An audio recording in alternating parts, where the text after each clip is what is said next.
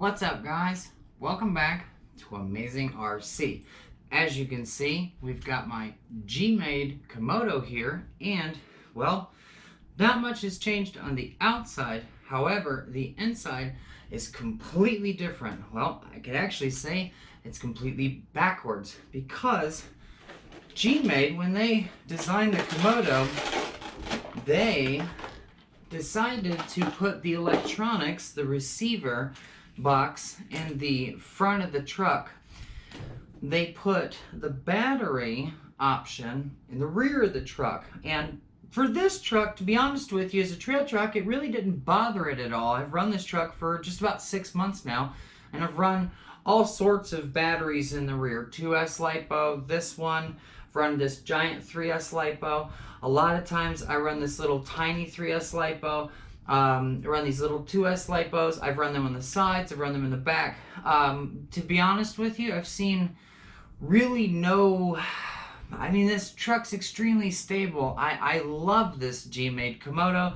I've loved it ever since the day I've bought it.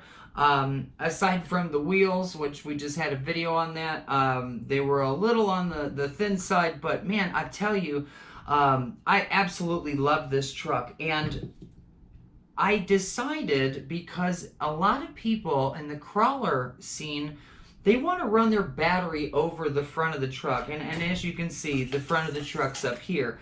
And that's what I wanted to do. But I wanted to go a little bit further than just having an option for a battery up front.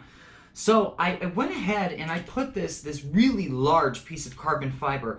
Now, I hadn't done a proper video on the side carbon fiber pieces, so I'm going to go ahead and add them in this video real quick.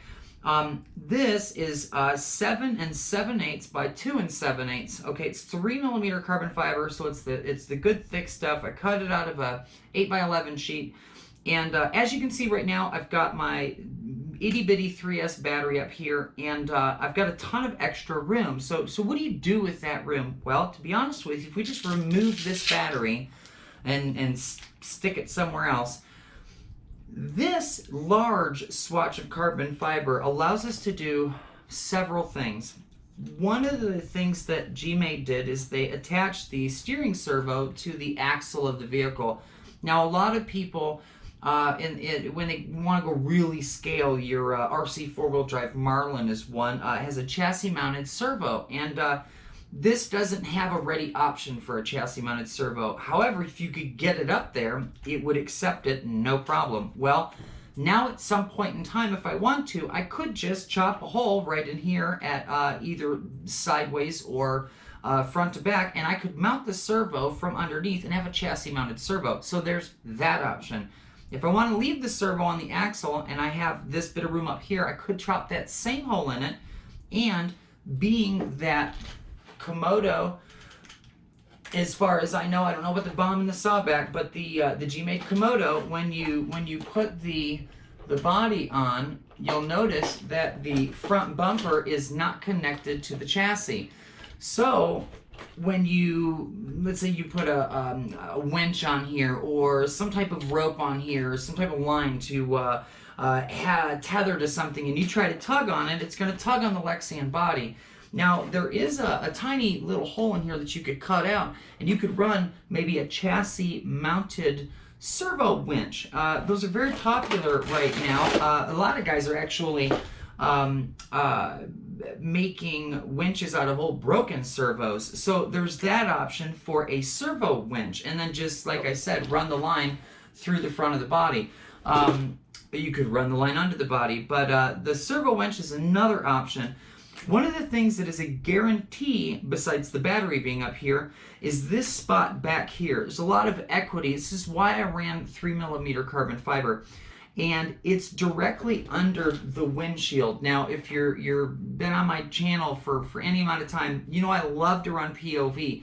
Well, when you've got a GoPro session that you've had for 5 years, it's okay to throw it on top of the car and roll it down the side of a mountain. No problem. When you're running anything equivalent to a GoPro Hero 7 Black, they run right under $400. You don't really want to roll that down the side of a mountain.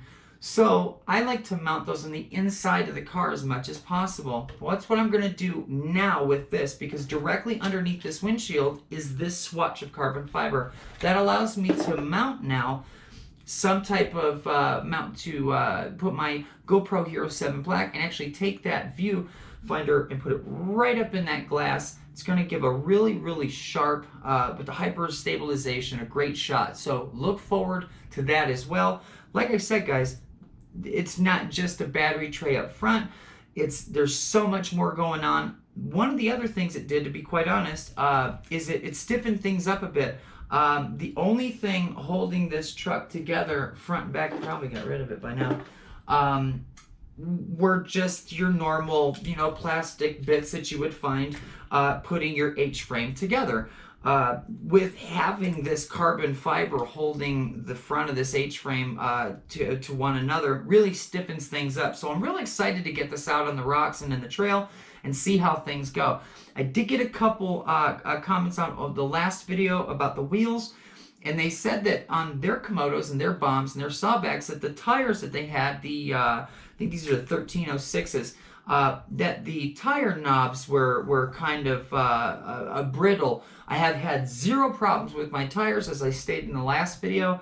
I absolutely love the tires. It was just the rims I was talking about. So I will keep an eye on the knobs on here, because I'm going to put it to the test in the next run, guys. So definitely look forward to that.